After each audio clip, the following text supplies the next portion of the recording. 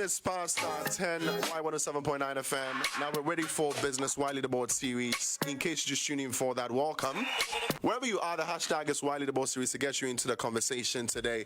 Now, today is a special day for us, but before we get into all that, let's talk a little bit about what has been trending, for the past week or so.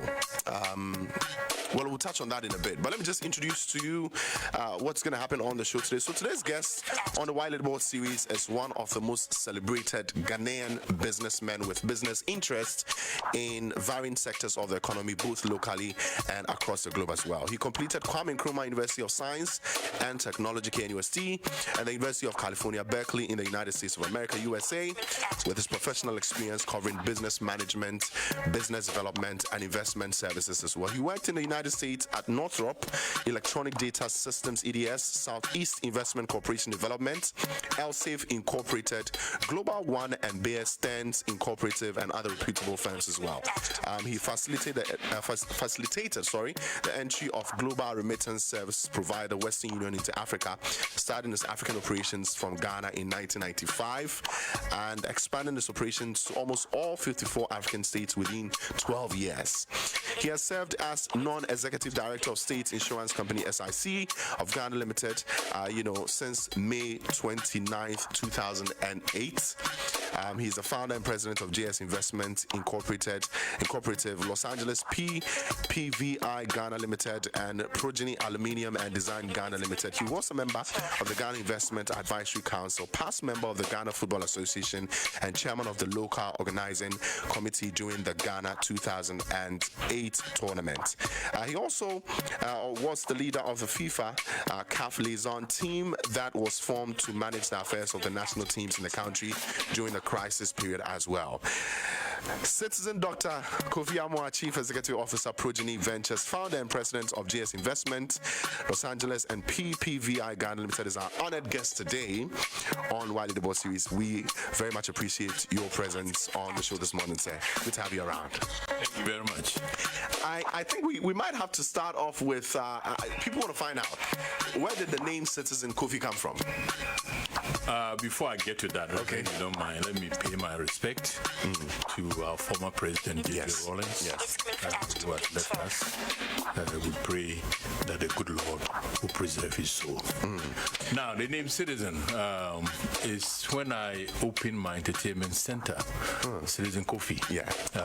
So that's when I decided that I think it's an enormous word that we don't celebrate. It depicts the responsibilities of an individual to his society, to be taxpayer, to do the best you can.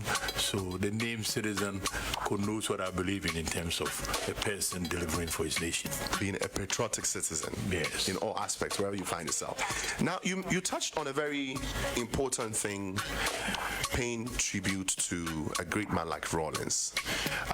In the past, I think in the first episode of our Wiley the Board series, we had a few of our we had a few of our guests come through, people who had personal experiences with him. We're going to play sound bites from that, but did you have any personal experience with Rawlings? Not most of the time. When he was presiding over the nation, I was in the United States.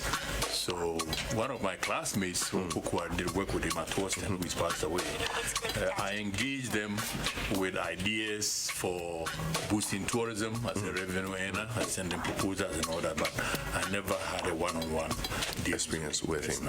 All right. So in the past, Azuma Nelson was on the show, and he also, shared his experience with Rawlings. Let's take a brief moment and pay tribute to a fallen hero. The company, we sometimes to get food to eat, we finish training, we have to eat, and there's no food. He was the manager, who's taking care of us in camp. He comes to the camp and then make sure that everything is okay. He can come there, and then the place is dirty. He take the broom, and then he himself sweeping the place and clean the place. And he don't want anybody to, when we want to help him, say, no, listen, you people are finished, you're resting, you are tired, And sometimes we don't have food to eat, and I stand there stand there quiet, and they say, okay, I'm coming. He brings some beans and tatali and this gari and this. We don't know where he brought it from, but we have to eat. Gradually. And my life was I like the military discipline. So myself, I like discipline. So so I wanted to be a military person. And he told me I shouldn't be a military person because what he's seeing in me, is more than a military person. So I said okay, and today I became a world champion. Today I became famous everywhere that I go. So that time, if I knew I can say that he's a prophet, maybe a prophet in my life, so I love him so much, and he knows that I love him so much, and I always, anywhere I go, I like to say thank you, and when I'm praying, anytime I pray, I remember him and his family in my prayers, that God should bless him and give him whatever he wants, make him happy till his time comes and God call him, give him whatever he wants, make him happy till his time comes and God call him. So that was Professor Azuma Zuzum Nelson sharing his experience with us about, his encounter with Rollins back in the days. Now, Auntie Joyce Ayi was also on the show, and she had this to say. Former President Jerry John Rollins was your junior back in Achimota School. Yes. And, it's believed... He came to Form 1 when I was in Form 4. So you knew him back then? Yes. Oh, yeah. Yeah, very much. And then so at the point where he became president, you told the family, I'm a junior. Oh, I didn't need to say it. But then how was the feeling like, when you also joined in the ministry, you were working, and he was a former president. I think he was still in power back then. Oh, no, sir. That was a long time. Don't forget that it was his regime that I worked in. Yes. Yes. And so how was the feeling like, the network bit of, life? You guys met again some very many years after, and in political positions. How was it feeling like? No, he was the head of state, and he appointed me. That's how it was. So he was my boss, even though he was my junior in school. Exactly. That's the bit we want to understand. How was the vibe like? How was the feeling like? You still performed your duties. Perfect. Yes, of course. I was there. But I guess.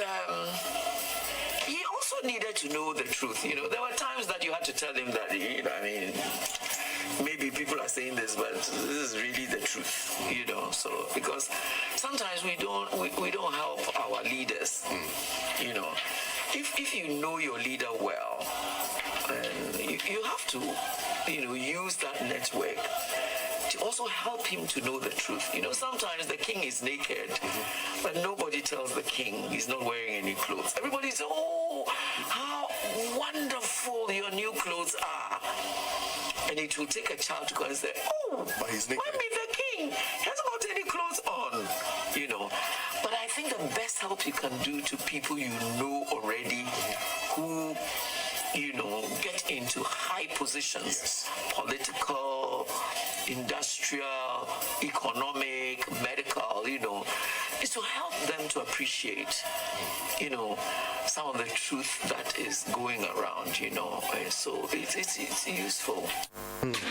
So that's also Auntie Joyce Ayi sharing his experience with Rollins with us on the Wiley the Boss series a while back. So Jerry John Rollins was born on the 22nd of June, 1947. He passed on 12th of November 2020. He was a Ghanaian military officer and politician who led the country from 1981 to 2001, and also for a brief period between 1979 and then 1981.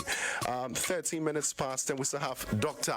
Citizen, Dr. Kofi Amoah in the building. So I want to find out from you, okay, the beginning of Citizen Kofi. I was told you grew up in Kumasi. Could you share some of your childhood adventures with us? How life was like back in Tic Room? Oh, that brings great memories. Tic Room was a great village, not too big, but we the kids had great responsibilities as part of the community. I remember our job was to sweep the main street. So every Saturday, 5:30 in the morning, all the kids will meet with our brooms and sweep from the beginning to the end of the street. And then we'll also go and sweep the public toilets to keep it clean. And if you didn't show up, you had to pay a fine. 6 pence, I remember. It was mandatory for all the kids. Very, very mandatory. And you see, that was also a network of we kids getting to know each other, playing together and all of that.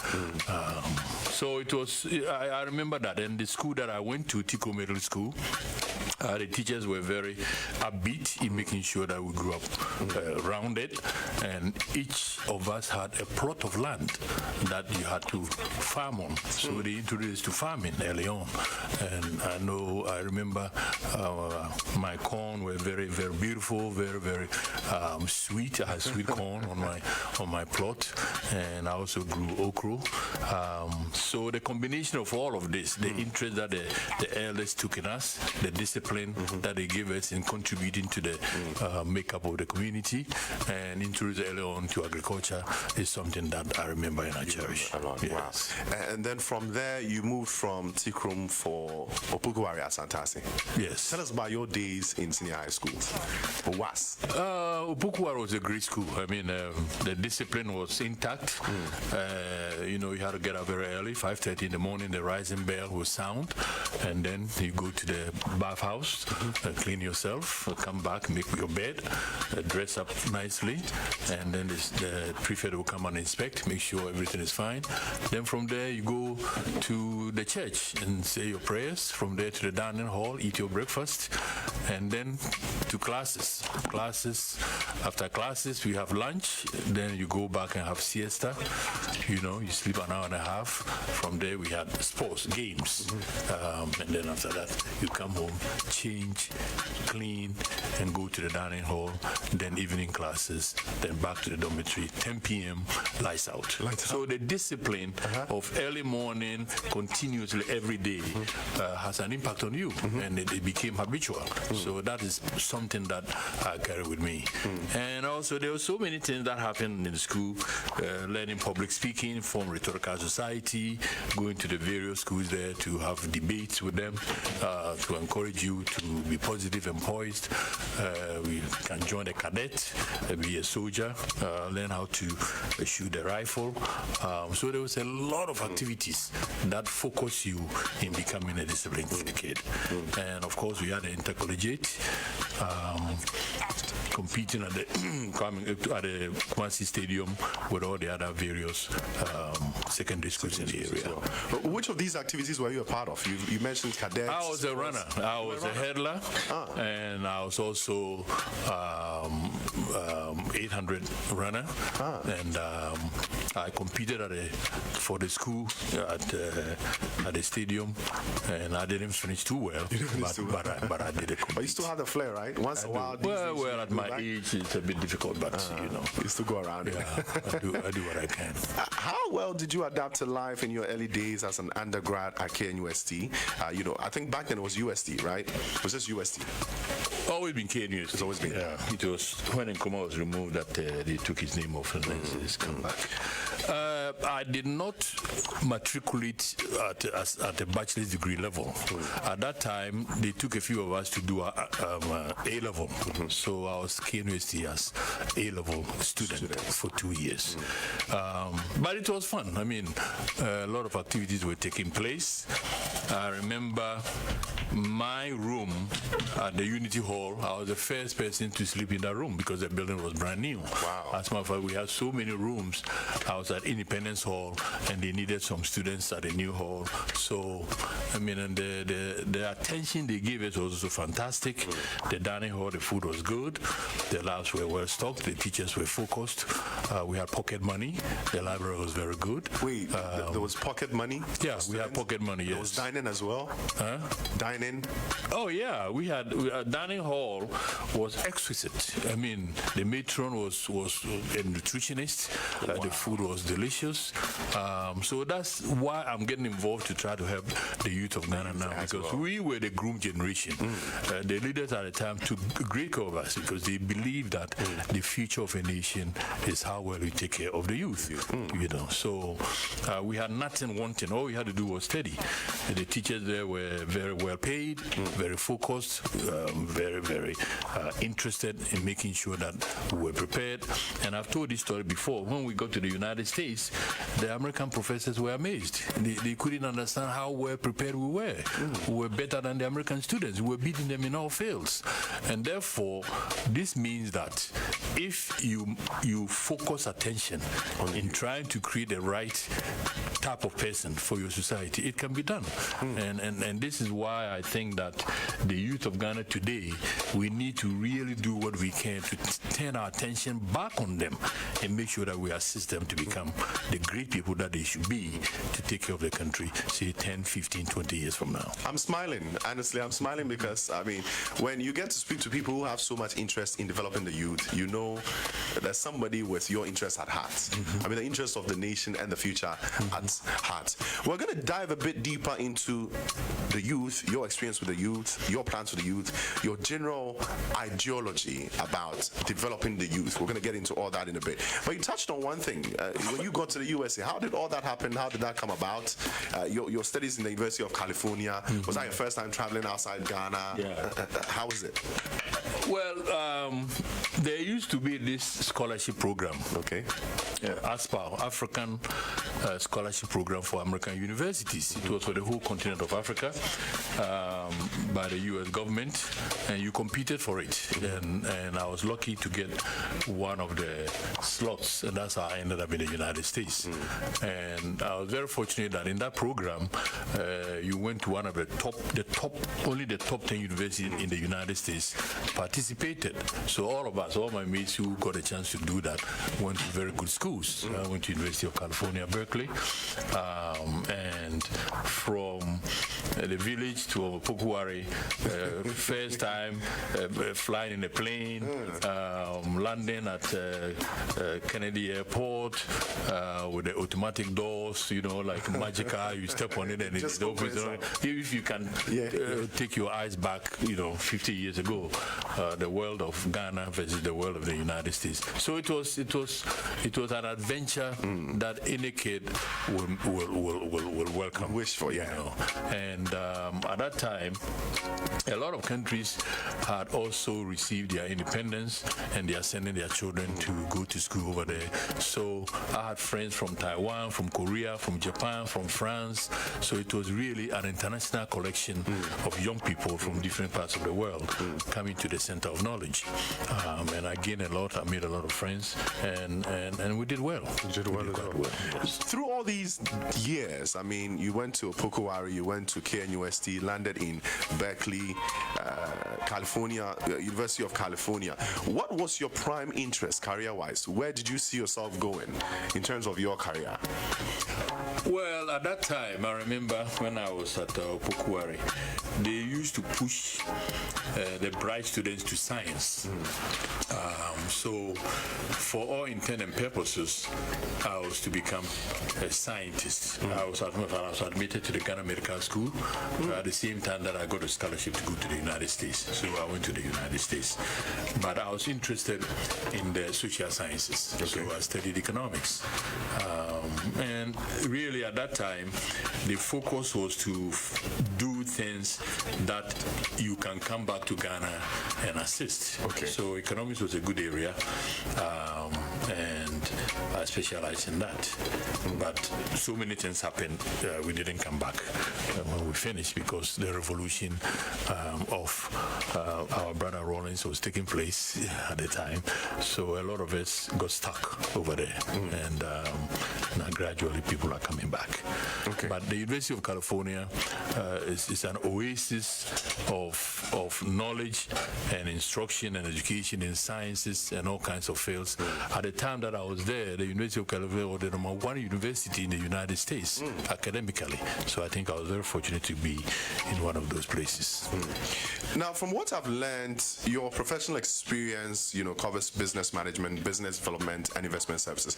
What we are interested in today is where it all began after school. I mean, after you studied, after you had interest in specializing in economics, you got the education that you wanted.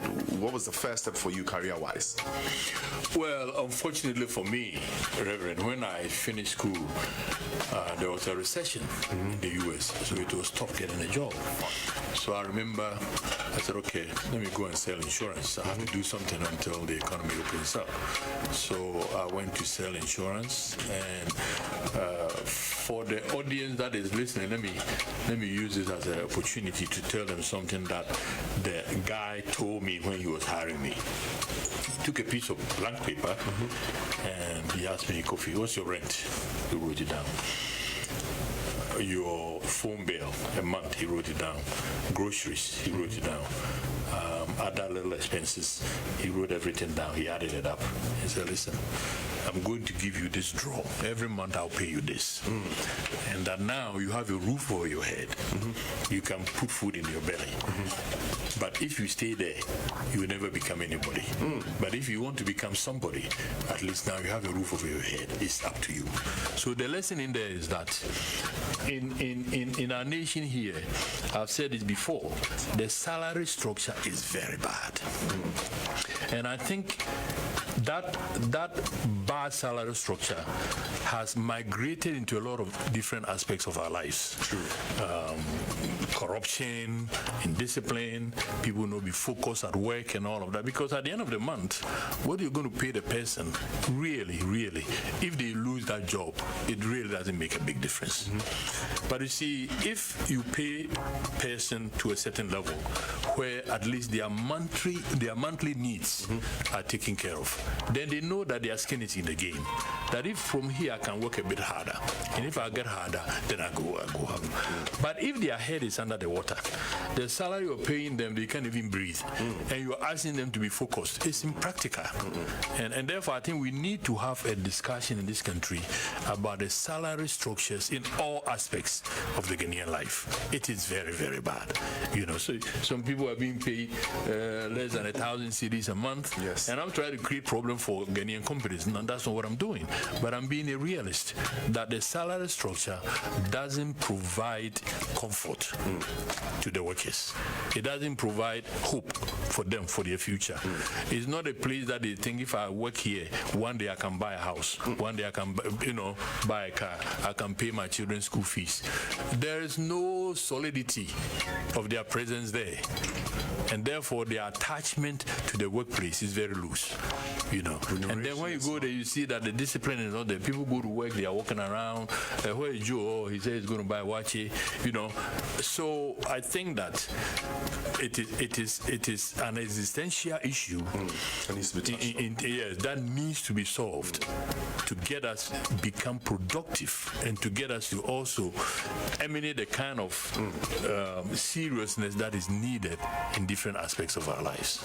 So that's one of the lessons that I had. But I sold insurance for a while, and then I got a job working for EDS. That's when EDS came in, Electronic Data Systems. And here too, the lesson here is that the guy who founded that company, Ross Perot, one time he ran for the president of the United States. That's what it was his running that made Bill Clinton become president. He took votes away from Bush. But anyway, this guy used to work for IBM. He was a salesman for IBM. And he was so good that he became a millionaire being a salesman. So he left IBM and formed his own company. And he was the first guy in the United States who sold his company for over $1 billion. Right now it's become, very common. But he was very first. So from being a salesman, being that good, working very hard, became a millionaire, went and formed his own company, built that company company into $1 billion company in Soli. So here too is a lesson of some of the people I've come in contact with. So from EDS, I worked in San Francisco processing claims, Blue Shield claims, insurance claims, which was also exciting. A nice office overlooking the wharf. San Francisco is a very romantic city. One day you should come and visit. Sure. So it was a good experience there, and that's what. Doctor, it all sounds so smooth. I mean, it looks as if you never really encountered any challenge up there. As a young man who had left his country for a better system, basically, like going through life, what were some of the few challenges that you might have faced? Things that maybe probably others might be going through now? Well, I mean, my life has been a trajectory of one thing after another and after another. And all these things are, all right, you start school from the primary, then you go to secondary school. After secondary school, I was lucky, got a scholarship to go to KUST, from there to America. So my challenges are studying and doing the right things and moving from one ladder to another. Now, that doesn't mean that there are no issues about life, There are other issues, but the point is that once you have a focus, your ambition, and that you understand the things that you need to do to get closer to accomplishing your ambition, that has been Kofi Amoah's life. But I think also that it is always important to know what you need to do to get to where you want to be, and you see that for me it has been one of personal challenges, one of saying to myself that you have a good job here, but I think I can do better. You can do better. So I'm going to take a chance. I'm going to leave this job and go out there and see what I can do. Now, that comes with risk because without the comfort of a steady income, every month having a paycheck, now you are going out there, trying your luck. And I did face a lot of challenges.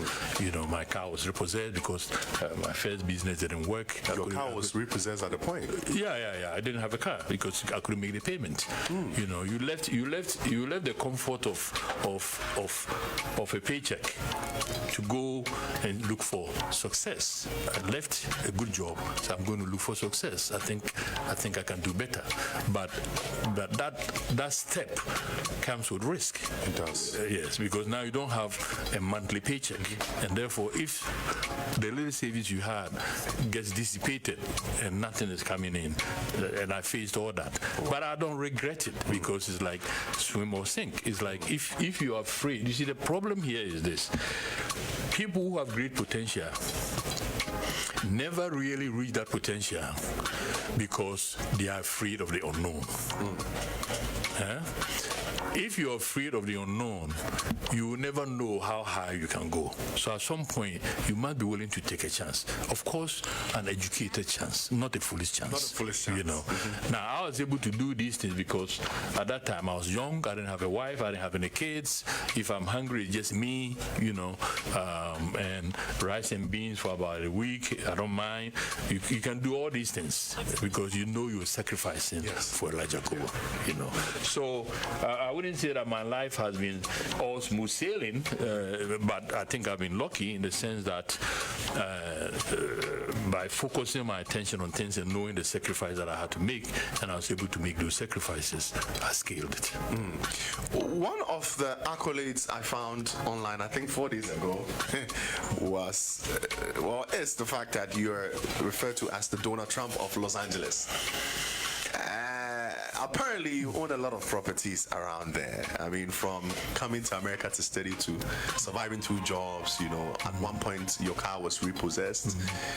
You've been through it to get into that point. How was life back then? And at what point did you say? So you mentioned that at some point you might have to leave that paycheck and go out and find success. At what point did you decide to put all the factors of production together to be an entrepreneur? And at what point did it work for you? Okay, that's another interesting aspect of my life. When I left the comfort of a paycheck and said I'm going to look for success. and looking for success, you must become possessed. You must be, it's not just saying it. Your whole makeup, your whole spirituality, your whole, the level of importance of anything that you do and think about must be invested in that. Yes. So I remember I had a lot of motivational tapes around me, just to push me up and all of that. But anyway, the real estate aspect of my enterprise, I was watching television one evening in my apartment, and some gentleman came on and said, if you want to learn how to buy real estate with no money down, I can show you. Come to the Los Angeles Convention Center tomorrow and take a peek. So I thought about it, I had nothing to do, so I went down there. The next day, LA Convention Center, I paid my $40. That was the admission fee. It wasn't free? No, it wasn't. Nothing is free. I paid my $40. I sat in the front row. About 1,000 people showed up. There were 7 speakers. You are all experts in real estate, investment, construction, how to package it and all of that. To a 2-day conference. I sat down Saturday, Sunday, listened attentively for all the 7 speakers, and at the end of the day, at the end of the tail end of it, obviously, all these speakers, they are selling their books. I said to myself, about 60% is, excuse my expression, BS. But about 40% makes sense to me. Yeah. And therefore, I have a lot of money, but I believe in knowledge. I bought $1,000 worth of books. I bought books from here. You bought $1,000 worth of books? A lot of books. Then I went, because at this time I told her I'm looking for success. Okay, I've left the comfort of I'm on the 15th floor overlooking the Beverly Hills golf course. People die for my job that I walked away from, and so therefore I take things seriously. So I, calmed myself in my apartment for about 2 weeks and read all the books, made my notes, and I walked out a different person. I walked out an expert, at least conceptually, in the real estate industry in the United States. So I put it into practice, what I learned. And I lived in this big apartment building as a tenant. And I said, let me start this acquisition thing with the building that I live in. Right. So I called the owner, I put it in practice. Would you like to sell your building? He laughed because sometimes my rent is late and all. Now you want to buy. So anyway, to cut a long story short, within about 60 days of taking the class, I owned the building that I lived in. I was able to put things together and own that building. 60 days? Yes, because now I've been taught how to buy real estate with no money down. You understand? Everything is legal. Everything is according to the structures and the financial architecture of the United States real estate industry. So once I bought that building, and I like to improve things. I went into every unit, changed the carpets, painted it, everything that's broken, repaired everything, put in the security features, redesigned the lobby area. There was a pool. I redid the pool area totally. I transformed the building. The building became the best looking building on my street. I doubled the rent and nobody moved. Do you understand? Yeah. By doubling the rent, I've doubled the income of the building. I've doubled the value of the building. Yes. You understand? Because I have created something out of something. You bought something this year. Here too is another lesson for you young people listening. Yes. You must always improve things. You must create value, add value. Okay? Because I've added value, now I can go to the bank and borrow against that building. You understand? I can take some money from that building. And because I could do that, I took money from that building and used it down payment to buy the next one, and then I did the same thing, created value, and took money from that one to buy the third one, the fourth one, the fifth one, the sixth one. I had a crew of people working for me that had a retinue of how to keep the place clean, hygienic, and the best of building on any street that I invested in. You invested in maintenance. So, yes. So that created a lot of wealth for me and all of that. I mean, I've sold most of them. I only have about 3 pieces left. But the bottom line here is this, young people. Try to acquire knowledge. And be sincere with yourself in what you want to do and what you have to do to move from A to B. Nobody's going to do it for you. It has to be you doing it. And the sincerity of yourself and the willingness to make the sacrifice will propel you to succeed. You understand? So from Tikrum all the way to Los Angeles, now owning vast amount of real estate just by being focused and being ambitious and acquiring knowledge and doing all these things. So yes, the accolade Donald Trump, before he became Donald Trump, United States President, Donald Trump was a very highly respected real estate mogul, you know. So it was a title that I cherished. I'm not too sure if I cherish it too much now, but it's a title that I cherished. And I'm doing the same thing in Ghana. There are a lot of opportunities in Ghana in creating things. You know, you understand what I'm saying? You have a lot of vacant landers there. I like to create things out of nothing. And people say that, well, where are you going to get the money to do it? You don't need money to make money. If you needed money to make money, the first person who made money, how did he do it? Do you understand? You need ideas. You need the ideas that will provide service to people. Bring solutions. Solve problems. You know, make people also become a part of what you're doing and share in your ideas and your creation. You know, once you have that empathy towards other people, also becoming successful. You know, the good Lord will bless you and things will go very well. Wow. Guys, I hope you're picking a lot from this.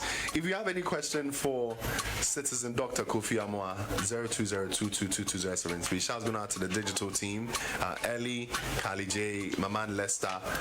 If you have any questions for him on Twitter, Facebook, Instagram, the hashtag is YLeaderboard Series to get you in. So along the line, you had your moment of epiphany. Tell us about the drastic life changes you made that probably altered the course of your future. Well, yeah, this was before I started looking for success. This is when I was working for Northrop Corporation. I had a big salary. I lived in Marina Del Rey, right on the water. It's one of the expensive parts of Los Angeles.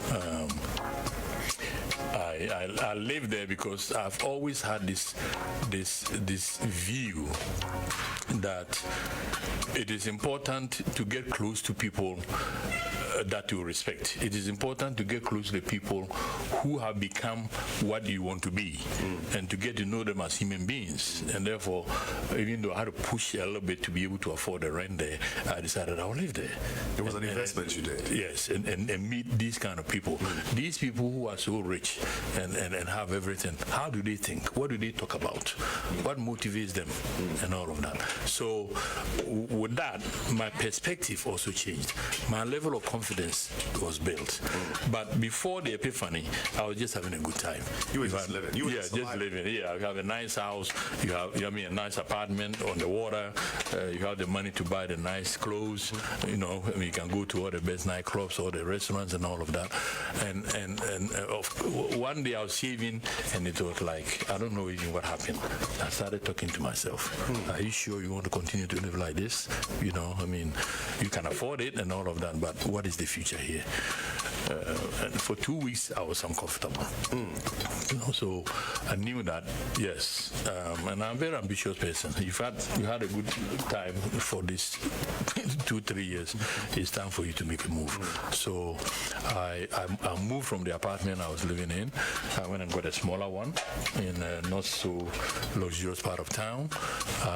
Sold my big car, got a smaller one, and checked myself into motivational seminars and all of that just before I even quit my job. And so that was around the time, the apartment you moved into, that was around the time you got into the real estate and then you purchased it?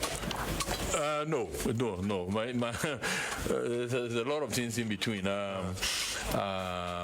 This was the time that I was not comfortable living the life that I was living, the life of luxury, that didn't have any future, and that I had to make some moves, and I made a move. And before I even quit my job, to start having problems of not being able to pay my rent, and so a number of things, you know. Okay, I get all that part. Now, you thought and also persuaded Western Union into coming to Ghana and Africa because you encountered difficulty in sending, money to your mom here in Ghana back in the 90s. Just how frustrating was the situation that made you kickstart a whole remittance revolution here in Africa? I mean, it's something that people are into now. It's a big part of our lives that has been solved. I mean, I say it has been solved because there's been a lot of improvement in that. Tell us the state of mind you were in back then. I mean, how it came about, the kind of processes that you had to go through, the challenges. Yes, that's another. I think for me, that's the most epochal part of my life, in the sense that I was able to do something for my nation, Ghana, and for my continent, Africa. My contribution has been made and established now. And I also tell young people, worship the womb from which you came, and that is your mother's womb. That's how you came into this world. Now, I didn't have a lot of money at that time, but I always tried to find some $200 to send to my mother. If I send the $200 to my mother, I can sleep better. But every time we send the money, even if we send it through friends, there's always a story. You send it through the post office. They have X-ray eyes. So it was difficult. So one day I couldn't sleep. I said, there's got to be a better way. How can I send this money to my mother and have peace of mind? Then the light bulb went on. Western Union. In this country, if somebody wants to send money from New York to somebody in Dallas, they use the Western Union. Would they be interested to do this in Africa? So the light bulb, when I couldn't sleep. So the next morning, I found out where the Western Union people were. So I called. And the lady came on. I said, I'm going to ask a question. Don't laugh at me, but would you be interested to extend your service to Africa? So she talked a little bit and said, no, Africa, no. I said, okay. I said, because you can do well there. I said, Africa, no.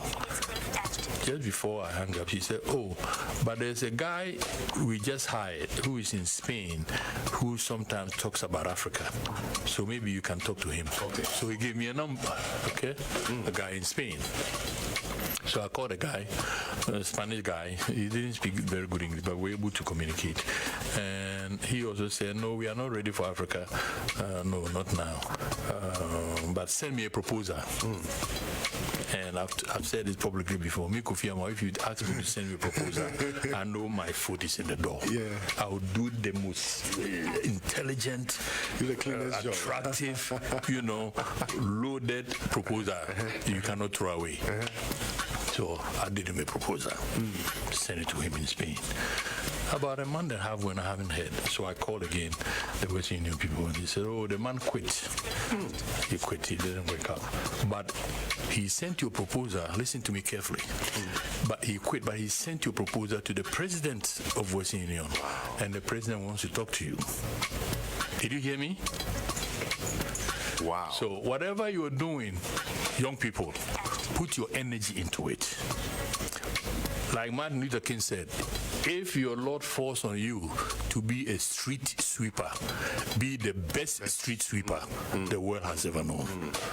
So my proposal wasn't thrown away. You cannot throw my proposal away. I know that, and it's been sent to the president of the company. Of the company, yeah. And he also looked at it, and whoever did this proposal, I want to talk to him. So I was there one day. They called. Would you like to come to our head office? I'm in Los Angeles, here in Upper Saddle River, New Jersey. You know, went there, and now young people listen to me again. I walked into this guy's office, and that day, the New York Times, the front page was the map of Africa, blood red, tribalism, AIDS, was the title on his desk. The day I got there, anyway, he greeted me. Nice guy, sat down, and he didn't want to waste time. He said, Kofi, I'm very, very sorry. I'm very, very sorry. You see, look at this. There's no way I can get my board to approve us to go to business in Africa, not now. You know. So here again, the image of our continent, the image of our people in the eyes of the world sometimes affect us negatively. But the point is that, do we have control of that? Do we have control of the narrative about our continent, about ourselves in the international community, so that we can also do that which we must do? Sometimes you don't tell your own story. You hear the story of the lion and the hunter. You tell it in a way that favors them. So anyway, that one didn't work. But again, the young people listen to me. I didn't give up. I waited for about another month, and I said, this man, he doesn't know the enormity of the opportunity for his company in Africa. Because being an African and knowing our culture, that the successful one reach out to help others, this money transfer will work on the continent. And I was convinced of that. So I sent him a letter again. And he tells me that he was a member of a church. And in that church, there were some Africans. So he went and asked them, do you guys send money home? So they told him the story, the difficulty they have. So on that second letter, he called me back. Let's talk. Anyway, to cut a long story short, we cut a deal. My job was to travel through Africa. They won't pay me any money. You got to find money yourself and bring it and all of that. But I'm happy to say that right now, as we sit here, the amount of money that flows through remittance system alone, not just waiting on now the other platforms, is about $198 billion, more than all the foreign direct investment that come to Africa. And the enormity of the jobs that have been created. And when I travel through Africa and I see the sign in Kenya, in Tanzania, in South Africa, in Nigeria, in Eritrea, in Ghana, you know what I'm saying? It brings chills to my heart. And I'm telling you, young people, you can do the same thing or something different 10 times better than I did. Just have confidence in yourself. Don't let anybody tell you anything negative about who you are and what you can do. You can accomplish what others have done 10 times better. I want to ask you one question before we move on to the next phase of this. I mean, with all this being said, I see you have so much hope in the youth, but it's a thing out here. I mean, people who are experienced, I mean, the older ones would usually say there's no hope for the youth. Like, I say people are living bad lives, all of that. How well do you believe in the youth now? Is it not too late, like people say? Well, two sides of the same coin. The assistance from their nation must come. And their discipline and responsibility must also feature in to make it work. So it's two sides of the same coin. But, Reverend, let's look at it this way. I don't know how old you are, but obviously somebody took some interest in you. Yes. 15 years ago, whatever. Now you're sitting here, educated, poised, full of intelligence, able to communicate with the public, to make sense to them, and somebody can learn something. Because somebody invested in you, yes, and you invested in yourself. Now, somebody invested in me and my mates at that time. I told you we had pocket money, this and that, and all of that. Now, when I was in California, I told you, all these countries had always sent their kids there, you know, because they know that knowledge is the seed that is going to germinate for you to harvest something. You have to plant the seed to be able to harvest. And the seed that we plant, we must plant the seed in our young people. Because our young people are going to become the policy makers. They are going to become the teachers. They are going to become the decision makers. They are going to be in several areas. So if we ruin them, if we don't invest in them now, it means we have ruined our future. And that's why I'm passionate about trying to do what I can to arrest the mind of our policy makers. Not what me, Kofi Amoah, can do as a single person for the youth of Ghana. But I think as a society, our policy makers, our leaders, our spenders of our public purse, the people who decide where to invest this money, that money, the billions of dollars of loans that we are taking, how much of it should go towards preparing Ghana for a better future. And this is why I'm taking on this course, to help us understand that Ghana will be nothing 10, 20 years from now. Look at the education system we have. Some of them come out of school, stay at home 3-4 years before they get a job. I mean, what kind of society is that? Do you understand what I'm saying? I do.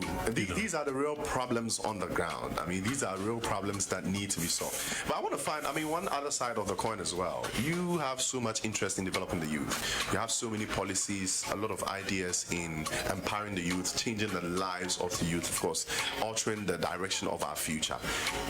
Are the youth, are they ready? The ones that you encounter, the ones that you've encountered so far, I'm sure you've observed. Are we ready for that change? I think they are more than ready. I mean, you see, the thing is, I even talk to the street hawkers. We don't talk to them. You understand? To find out about a person, you need to engage with them.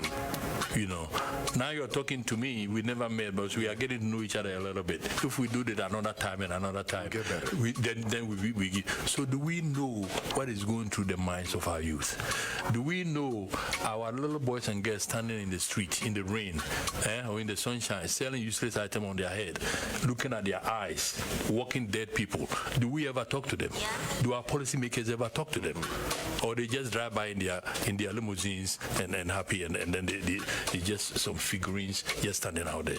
It's criminal. I'm very angry because you cannot treat your future like that. It doesn't make sense. Africa cannot change if we don't put emphasis and investment and attention in our material human beings. They are going to be competing with other people 10, 15 years from now. Now, how are they going to compete with that kind of this knowledge that, So, I have said publicly before, and I'm going to repeat it. The parties who want to rule us, the politics is there. I'm not interested in forming a political party, but I'm telling you, the borrowing has to stop. But if we have to borrow, go and borrow to come and strengthen the future of this nation. And that is investing in the youth. This joblessness must stop. You know how many people are jobless? And because we are jobless, let me tell you the three evils that are facing Ghana now. Joblessness, import dependency, and borrowing. And the three reinforce each other. Now, because we have not put our people to work, we cannot create enough to satisfy ourselves. So we have to import. Reverend, look at this room here. And every time I talk to you, I give the same example. How many of the items in this room, including what you're wearing, your watch, underwear, my sister's wig, is made in Ghana? We are a society where about 80% of the modernity, the things that that we are living on, are made in somebody else's country. What kind of country is that? That means somebody who is smarter than us has created jobs for his people in his country. And the way that job creation can keep going on in that country is to keep selling to us. And we are buying them in the millions. Look at our vast land. And I tell my people, if you don't have the answer, go and read the economic history of these nations. How did they get from nowhere to somewhere? If you look at, I have a map of Los Angeles 100 years ago, there was nothing there. It was a desert. Desert. Yeah. How did they do it? You know, so we have, God has given us, God has overblessed us. The parable of the gold bars. You are, you know, is it Matthew 25 to 30 or so? You know, of you giving all these resources. 5 degrees above the equator, you have the best climatic conditions, soil conditions. We are highly favored. You know, highly favored, over favored, and yet we are dependent on other nations' produce. Now, the joblessness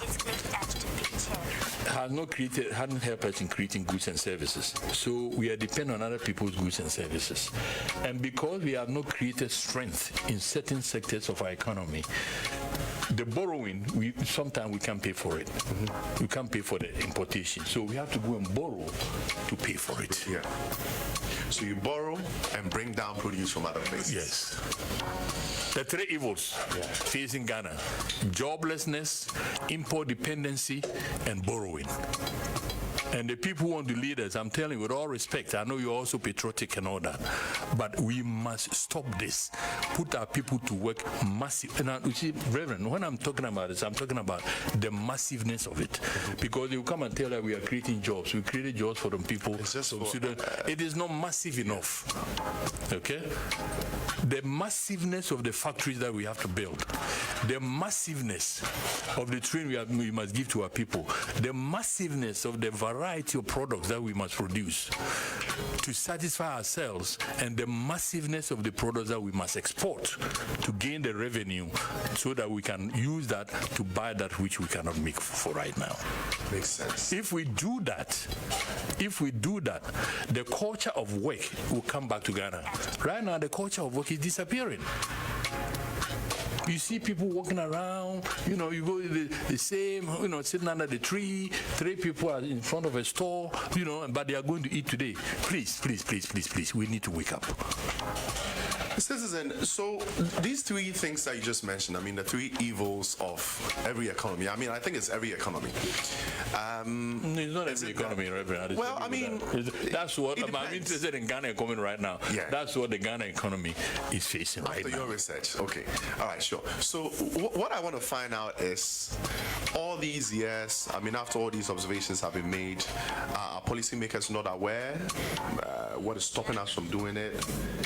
Are people not shouting this enough?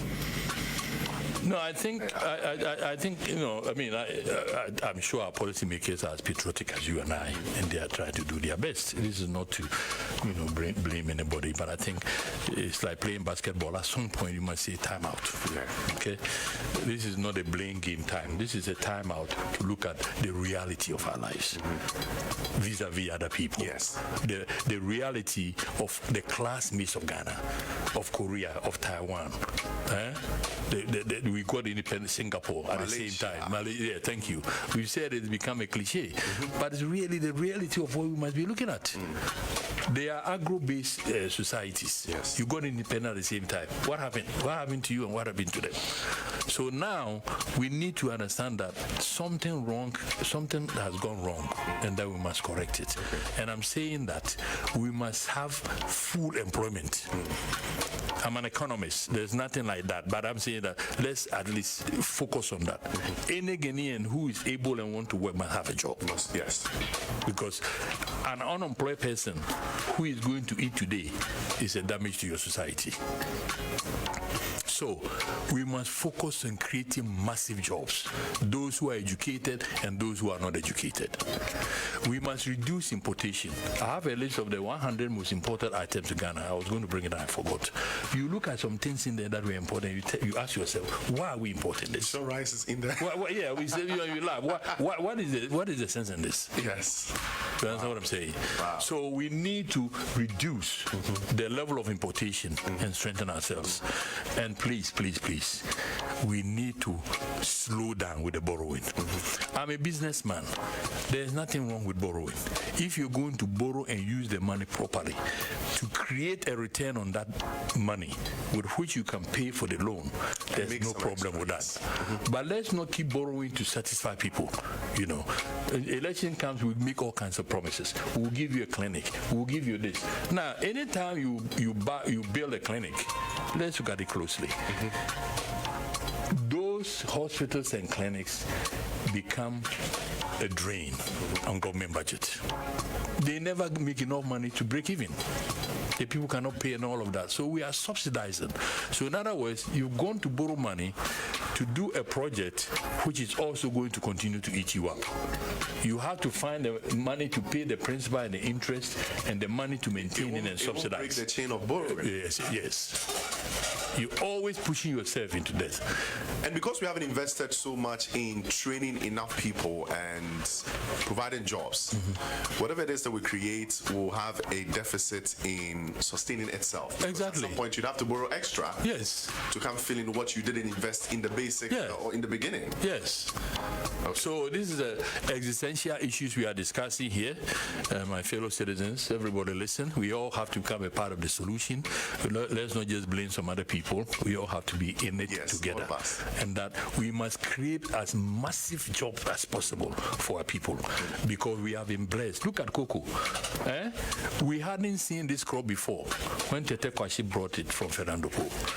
With intelligent government policy, focus and attention, extension service officers, loans to the farmers, jute bags to put the beans in, Ghana rose to become the worst number one producer of this crop. Do we clap for ourselves? A cash crop. Yes, something done before. Yes. Malaysia came to West Africa to take the oil palm. Malaysia sells 12 million tons to China, 6 million tons to India. They made billions of dollars to underwrite their industrialization project. The central region of Ghana has the best climatic soil conditions for growing maize than Brazil. But the yield in Brazil is 14 times ours. Yes. The records are there, you know.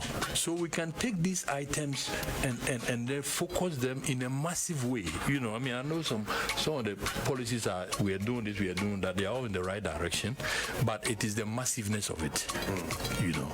If you tell me you're going to create 1 million jobs, so I should vote for you, I'll laugh because I have 5 million people unemployed.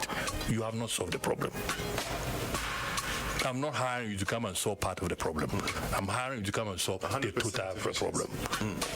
Makes sense. So the rethinking has to come in here.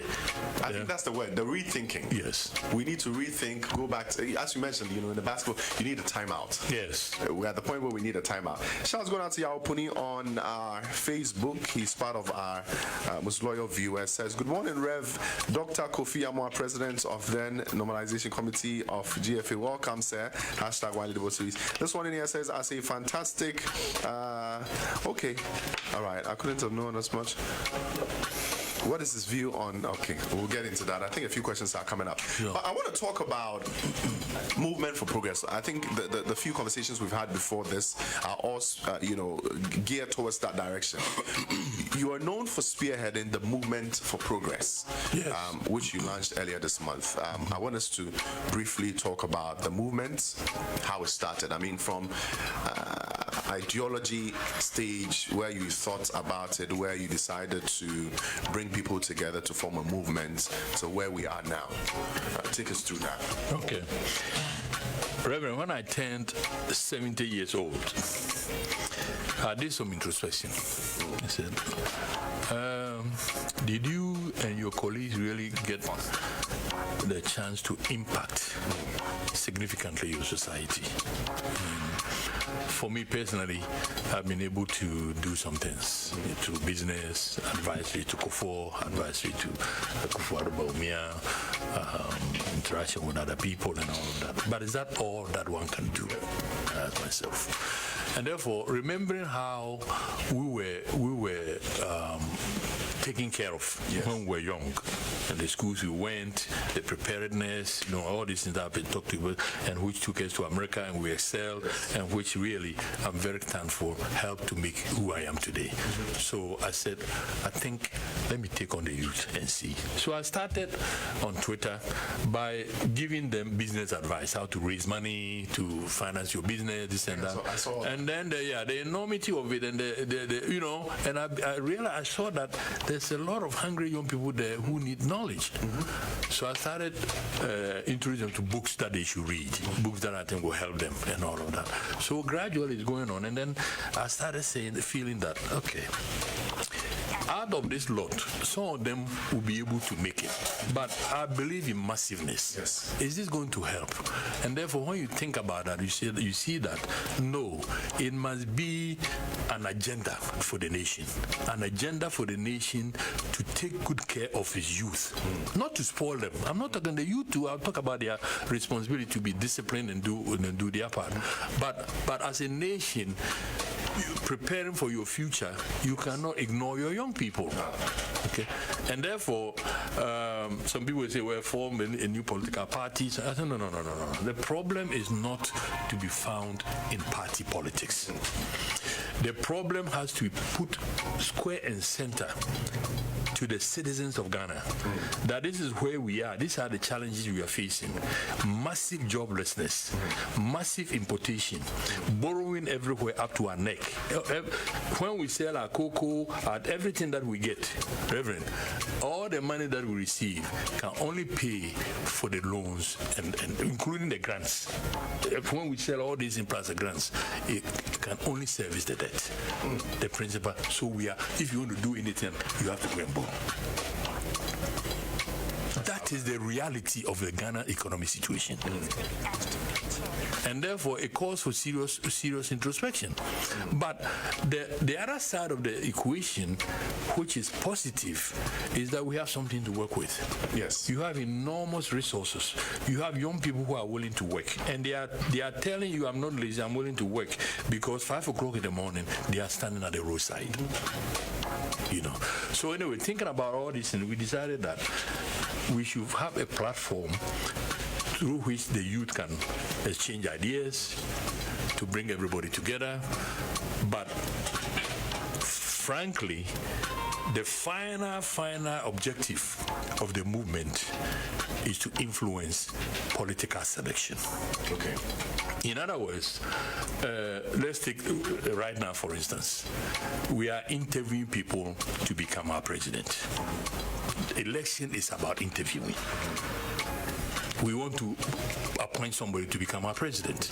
We invest enormous power in that person to do things to help us.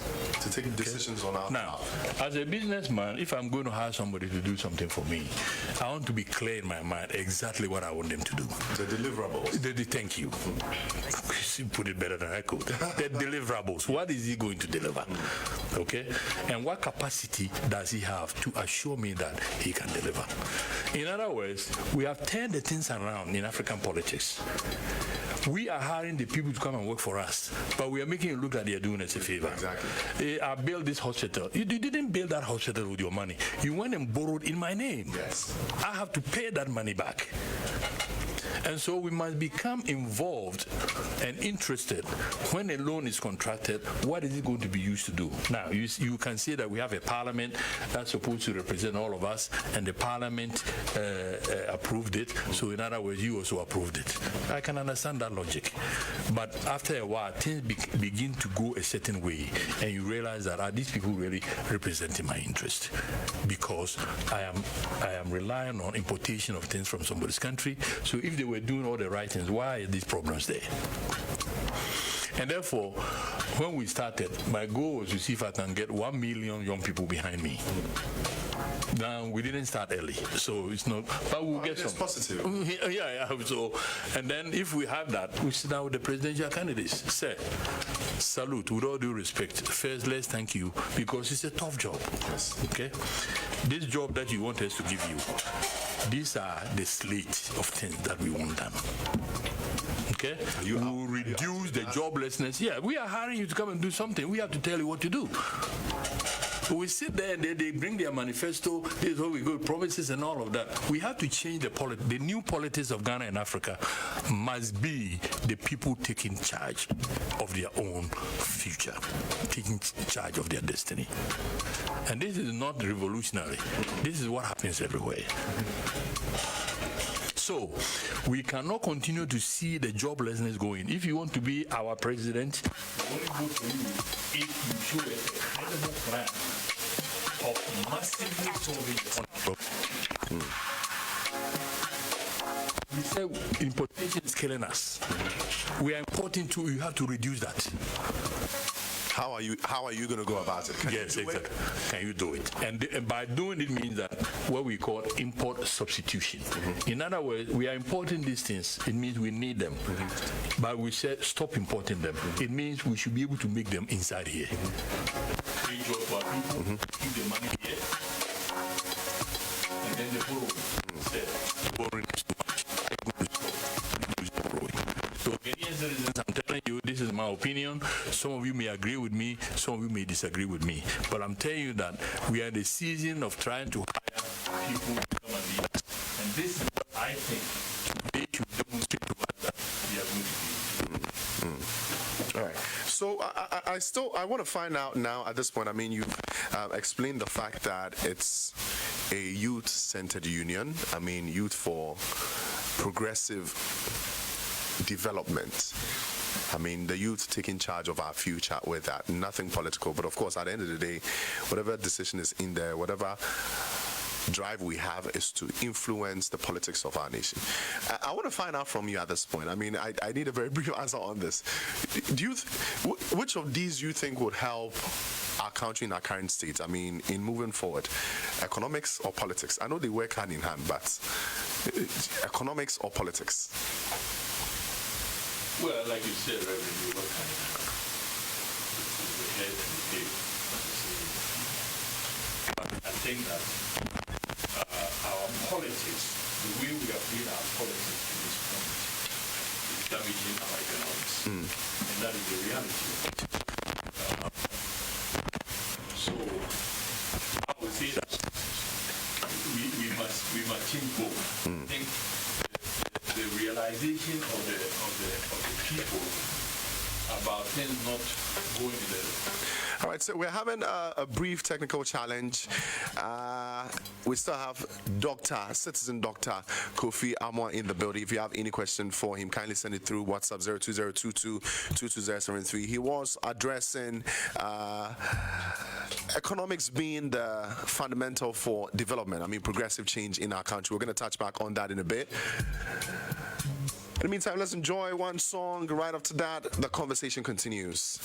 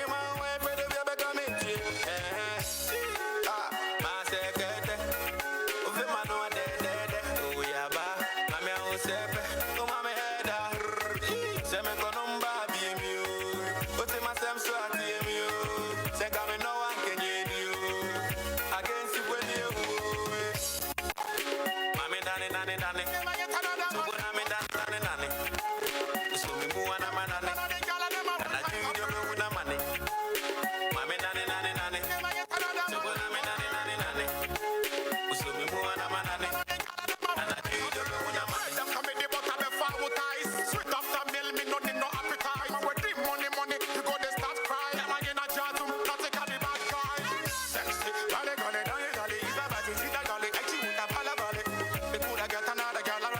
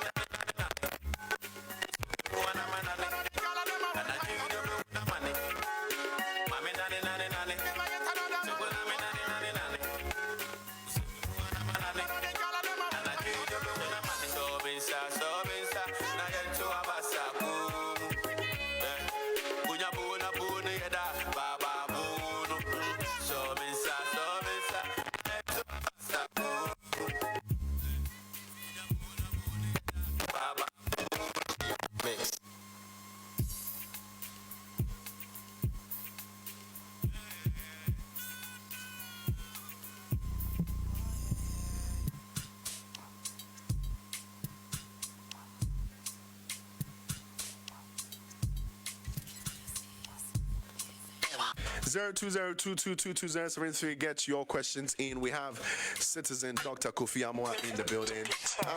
So I want to find out at this point, the MFB, focuses on a 5 core area, trajectory, namely job creation. You mentioned holistic education, industrialization, culture and heritage, as well as civil engagement. Please help us shed some light on them and how the movement settled on these objectives. Yeah. Okay. Like you said, we've talked about the joblessness, but even that, let me expand a little bit. The primary objective of a job, of course, is to give you the income with which you can live on and, to pay your bills and all of that. But there's another, even much more important aspect of a job, and that is human beings need to explore. They have adventurism, they want to be creative, and in most instances, in most successful societies, the job is a place where individuals express these things. Yes. And you look at Africa, it looks like we are consumers of other people's civilization. And it's not because we are foolish or not intelligent. And the reason why it's like that is because we have not organized ourselves properly, so our people can also participate in this human process of creation, of new ideas and invention.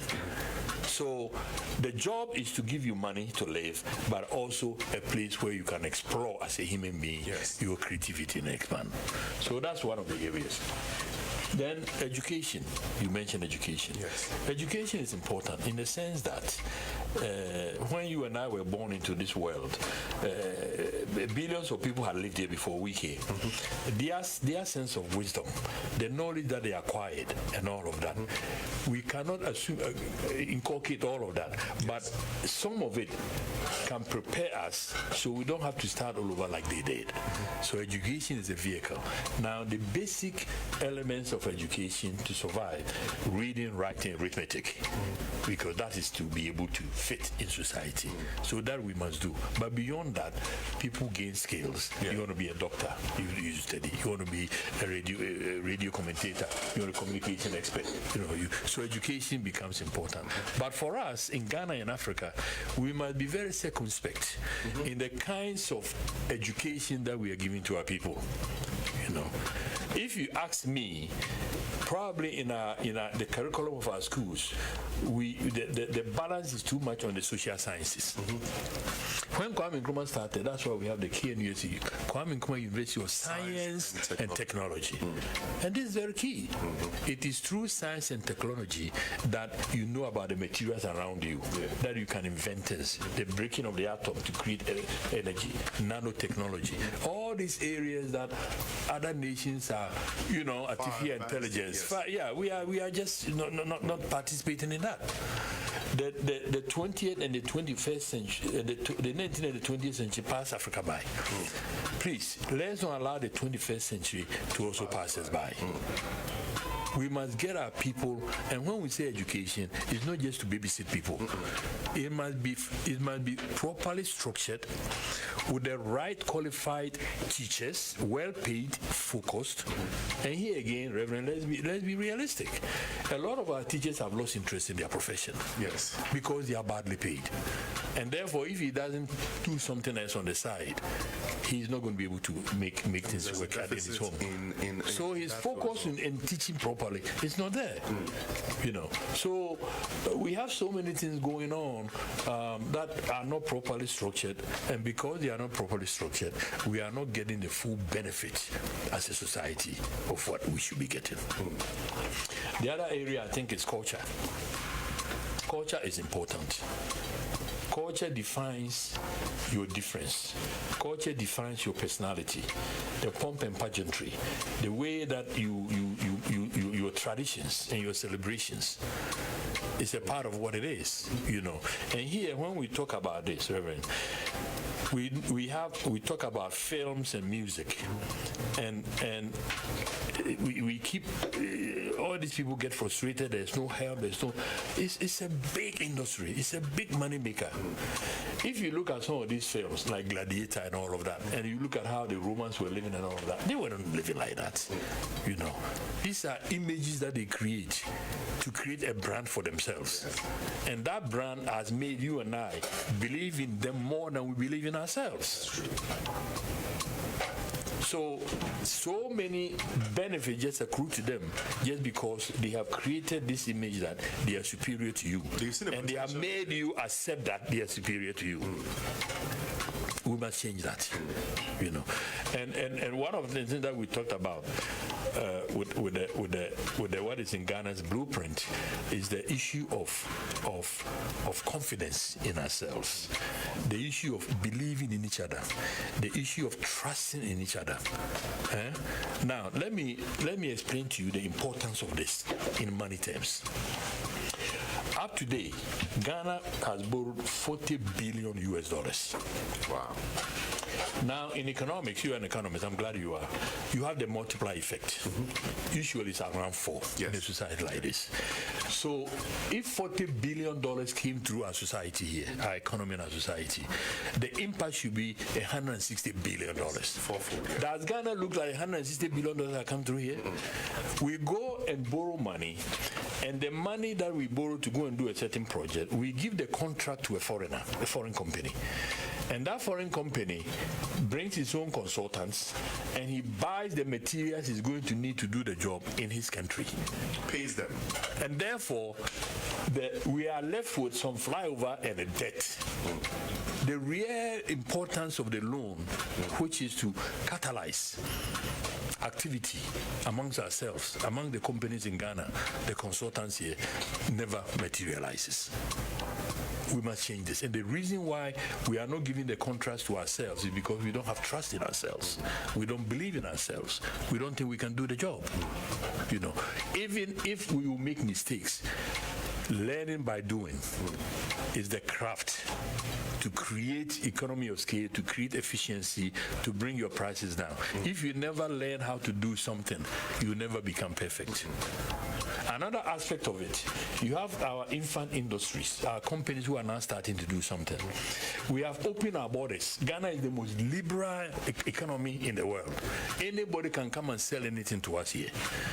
Now, if you and I started a company, as much focus and intelligence as we may be, we are going to make pencils.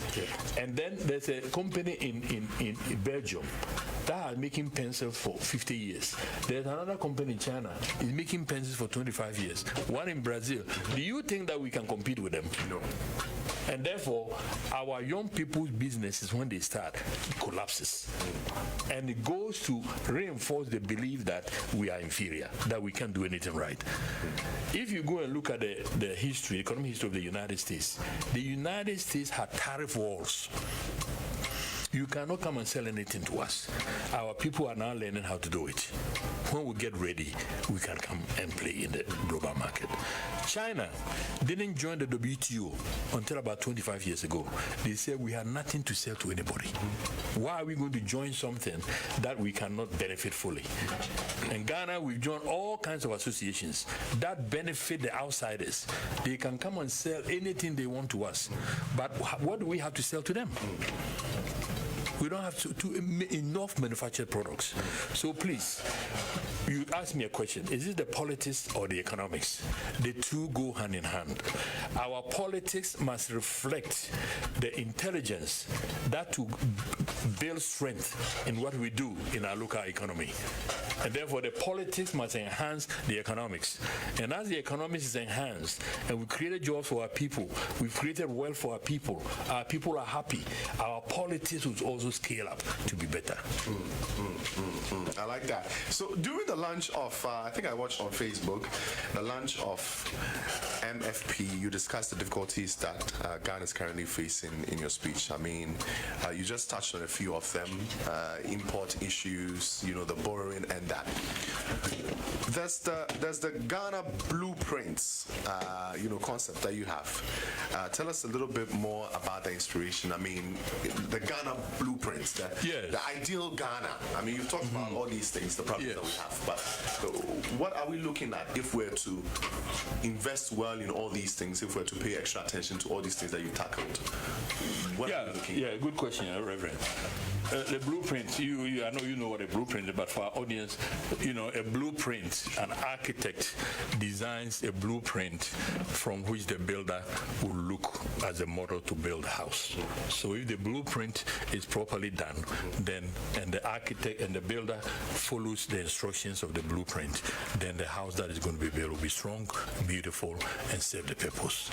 Now, you look at Ghana's history, we have gone through slavery. There was a time that we sold some of our own people to outsiders. In other words, what is in us that made us do that? Is it self-hatred? Is it lack of unity? Is it lack of pride? That you take your cousin or and sell that person to another person. There's something wrong in our blueprint that made us do that, and we must change that. Secondly, we became colonized. Some chiefs signed the bond of 1844 with the British, and then we were colonized for decades. What is it in our blueprint that makes us behave like that? And therefore, looking at some of the bad things that have happened to us, I have suggested that going forward, in our blueprint, should be confidence in ourselves, should be trust in ourselves, should be believability in ourselves, and we must be united as a nation. Because if we have this, then we mean that we are in it together, and it will be impossible for somebody to come from outside to come and dominate us. So that's first thing that I think Ghana must have in its blueprint. The second thing that Ghana must have in its blueprint is the excellence, the pursuit of excellence.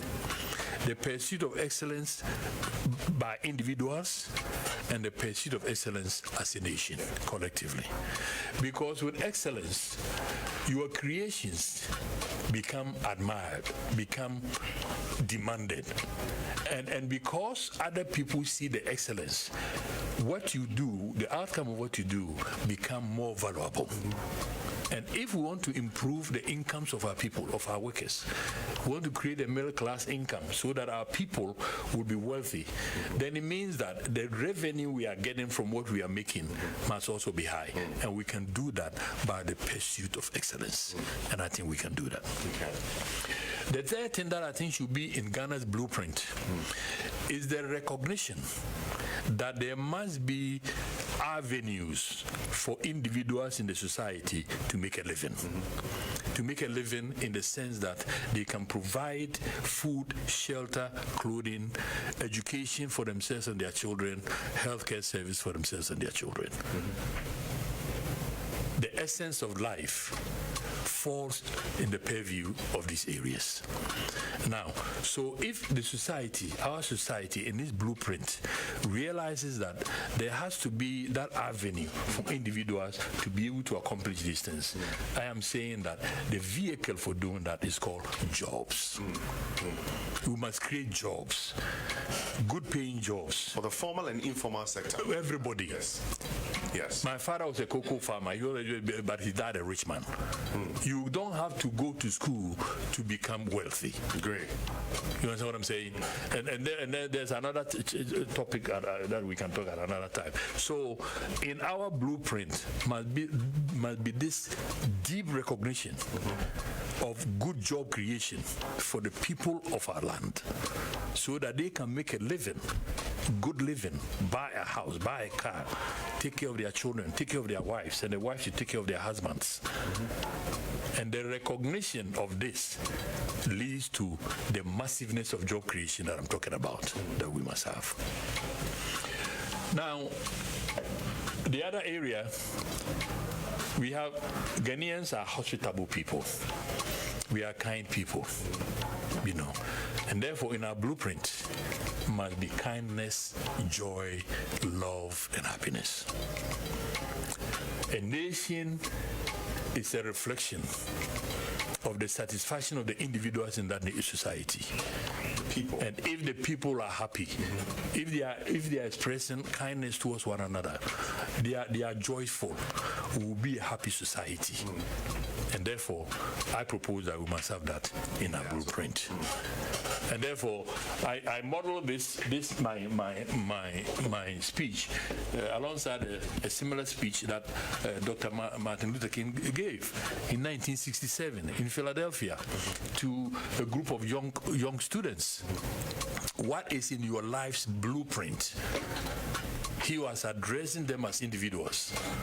What should be the architecture of your making to help you meander the path of your life from where you are now to a successful and happy life? And I think that same process can be applied to our nation, Ghana.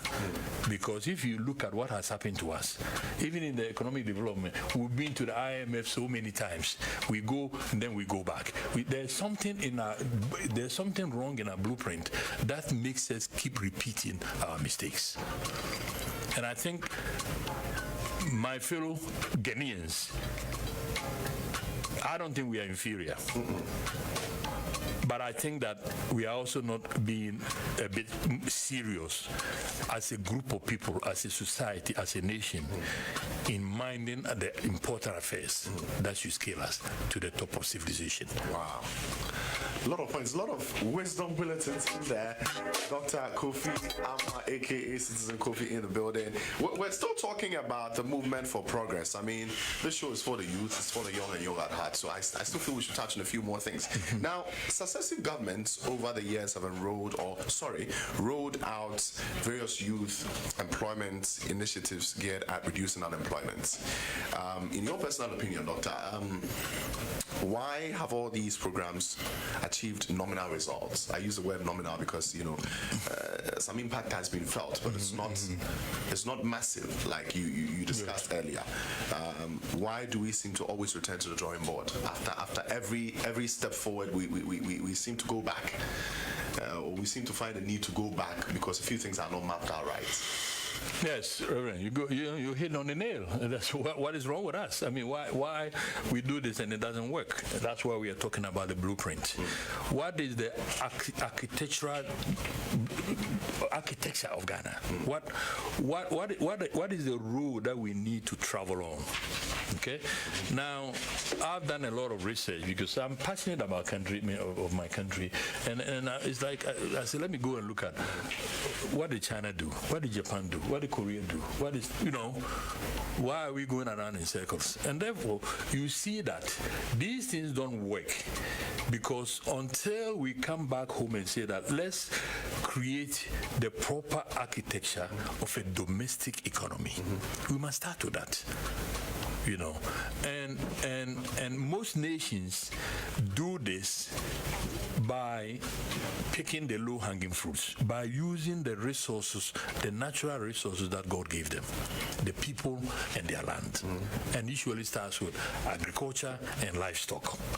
With that, Americans did theirs with cotton and sugar. The UK did theirs with wool, and from wool, textiles. Tweed, all that. Yes, your economy, so you know this. Everybody has this. We have ours. We started properly, as I told you. With cocoa plantations, we scale up to be #1 in the world. Not just in quantity, but even in quality. In quality as well. Ghana's cocoa, that's why I talked about excellence. And therefore, I think we need a development plan. We had a 7-year development plan.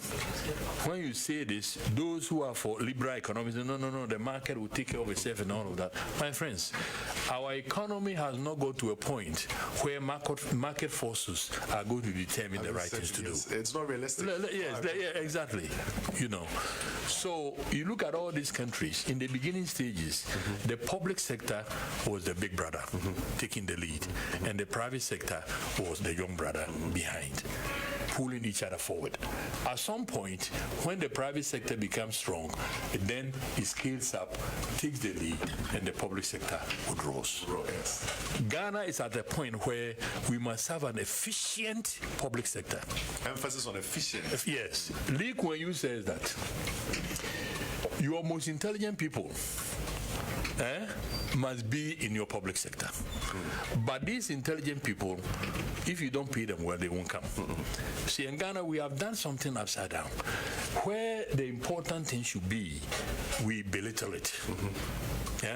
Our public sector must be staffed by young, well-trained, well-educated people who will also be paid well. And Lee Kuan Yew says, I needed this one lawyer, very brilliant lawyer, to come and work for me. But he was making $1 million outside. Why? How can I get him? He said, I paid him 1.1 million and got him, and he made me about 20 million. Wow. We must think out of the box, my brothers and sisters. When you talk about salary improvement, they say, we don't have the money. But the money is being stolen. The amount of money that we lose through corruption is 10 times bigger than what you have need to use if you were to improve the salary structure of your civil servants. To be focused and do the work properly. You know, so we need a transformation. We need a mindset change. And if we do that, Ghanaians are not lazy. And Ghanaians are not stupid. The young people that I come across are very intelligent. They may be a bit shy in expressing themselves because they've been cowed into submission so many years that they can't even open their mouth. We must change all that. So our politics must change to be able to elevate our economics. If we don't do that, we will continue to be poor, we will continue to be angry at each other, instead of loving each other and scaling up, you know, because we are practicing a politics of we won, so we are in control, and you guys wait your turn. That doesn't help.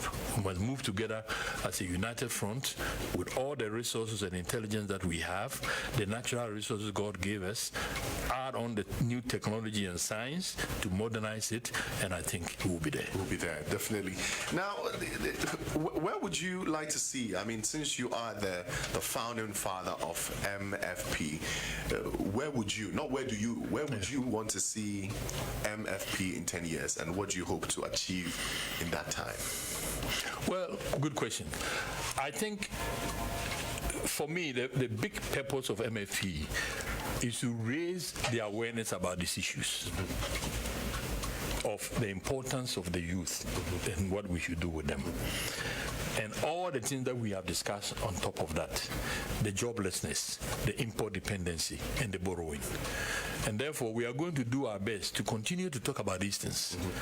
And for us to gain the power to make change, people must join MFP. Numbers. Yes, we need the numbers. We don't want to form a political party. I'm not interested in that. Because a movement is more powerful. A movement is the realization of the people that this is what we want. Not what the politicians are telling us we must want. No, this is what we the people want. And you can only do that through a movement. But once we have the numbers, then we can negotiate properly and work together with the politicians to solve the problems of Ghana. I even feel if we're looking at 10 years, a 10-year span for this, I mean, we should get to a point where even members of this movement would get into the policy-making places. I mean, they will infiltrate the system and spread the ideology of development now. Yes. And development through the youth as well. So I think it's a good thing. It's a very laudable thing. Thank you. I mean, the team would like to commend you and the team for that. Can anyone at all be a member of MFP? How can people join? Yeah, Reverend, you sign on, please. And thank you for promoting us a little bit. Yes, anybody, any Ghanaian citizen is welcome to join. You go on our website, Movement for Progress Ghana.com, Movement for Progress GH.com, and then our Twitter handle, and all these places, and you become a member. We want to gain as many members as possible in the shortest possible time. time, so we can also sit down with these people and negotiate for what we think should happen properly for Ghana. All right. On our WhatsApp, Salasi Doku says, Rev, ask Doctor for me what he does for fun. Is he a music man or a movie man? I love music. Have time for any of that? Oh yeah. I like music. I like music. Okay. And I watch movies. And when I play High Life in my house in Los Angeles, all my friends want me to make a copy for them. So another story. We have great musical brand that I think we can also scale it up. You have any personal favorites, names, songs that you love? Oh, you mean the High Life? And it will be. Oh, me, I like the old ones. That tell you something. The old songs. All right. Messaging here from Morgan inside Sakumona Esther says, wow, this man is very brilliant. He has a lot of brilliant ideas. He has really strengthened my dreams as an agric student. I'm an SHS student, and I know that if we're able to invest in peasant farmers in villages by making them commercial farmers, providing them with a variety of seeds for production, also make them work on the same piece of land as government farm workers who are being paid every month, it can greatly increase productivity and also tackling all aspects of production to make Ghana reduce borrowing. Yes. I mean, brilliant idea. Excellent. These are the kind of people who need to join in. Yes. So, Morgan, I think you might want to log on to www.movementforprogressghana.com. Yes. Get on there, sign up, and be a part of the movement in changing all this for us. Doctor, what are some of your personal values in life? I mean, what has been the best advice you've ever heard or received and used in your life? I had a chance to have lunch with a billionaire. I never, in Florida. A friend of mine knew him, so we had a nice lunch. So in the end, before we parted, I said, Walt, what advice, you can tell I'm ambitious. What advice can you give me? And he was very quiet and he said, Kofi, it's very simple. When you're working with people, make sure they are okay. If you're working with people and they are okay and they accept the arrangement you have made and they are being treated well, they will do their all to make the project work. And so when I was doing my Western Union across Africa, I used that. So all my contracts that I signed with the African banks, I give them 60% and I take 40%. Wow. I give them more because I'm getting 40% in Ethiopia, in Kenya, in Tanzania, in South Africa, in Ghana, in Nigeria. So it's plenty for me, but they are getting 60% in their country. Just make sure people you are working with are happy, and if they are happy, when I've said this story too. When I first came to Ghana and I set up my company, I asking people how much you pay a receptionist, this and that, and the figures they were telling me were very ridiculous. And I said, what kind of salary is this? He said, well, you don't know. Whatever you pay them, Ghanaians, they are lazy, they won't work. So I decided that I will not take the advice and I'll do what is right. You know what happened? One Saturday, I was passing by my office and let me go in and check it out. I opened my door, unbeknownst to me, two of my people were there working. Do you understand? And the lesson there is that their motivation is now, how do I scale up from here? Now, I'm taking care of here. My head is above the water. How do I scale up from here? So Ghanaians, we are not worse than anybody. The system we have created, we have adopted, has made us poor. We have impoverished ourselves by not treating our people well, by not treating them fairly, and it's created a condition where everybody is not performing to their best. We must take this. There must be salary reform in Ghana. Salary is an artificial creation. So why don't you pay the person how that will make him motivated to work, and then you can produce more. We should start with national service. Let's start in Kalije. Doctor, thank you so much for spending time with us today. I mean, it's been a wonderful ride. Yes. Personally, I've learned so much. I know my listeners have learned a ton load as well. Keep on doing what you're doing. Okay. Your life story is a lesson to all of us. I mean, it's motivation to a lot of us as well. And you know, the goal you're working towards is bigger. It's bigger than all of us. It's bigger than what you even set out to do in the beginning. I mean, it's the youth involved. It's the future of the nation, the future of Africa, the continent, I mean, which will affect the rest of the world as well. So keep doing it. Yeah. I mean, we admonish every youth out there as well to take up their lives and start fighting for their lives. I mean, when I say fight, I don't mean pick up tools and fight. Ask for what is right for you. Research on what you need as a young person. I mean, it gets very sad when you see a lot of these young, energetic men and women follow things that are even not in their interest. Correct. I mean, economics, politics, they work hand in hand. Let's all put our lives together and fight for what is right, devoid of any political interest, any biasness whatsoever.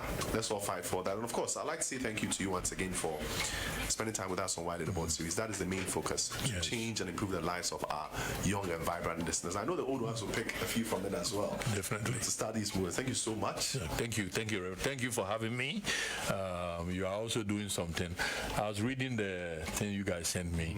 About 61% of the Ghanaian population are under 30 years old. 60% of 30 million, that's 80 million people. And therefore, I think we are focusing on something right. But let me say this in part, and thank you for the opportunity. But you listeners out there, whatever it is that you want to do in life, build the confidence and your inner feeling, your gut feel. Start from right where you are and do it. Don't allow the inefficiencies in government. We wish things to improve, but for you as an individual, pick up and move on with your life, and you'll be amazed how far you can go. On Twitter and other areas for the movement, whatever I can do, I've been advising you guys, the platform is there. I'll continue to do that. But I think the bottom line is that we must all take control of our individual lives, but our collective lives must also be joined through the movement so that we can sit down with the politicians and get them to do what we think is right for the nation. Thank you so much. So you're very vibrant on our Twitter. On Twitter, sorry. What are your handles on social? Do you handle that account yourself personally? Right now, it's getting too much. So, so how do people connect with you? What are the handles?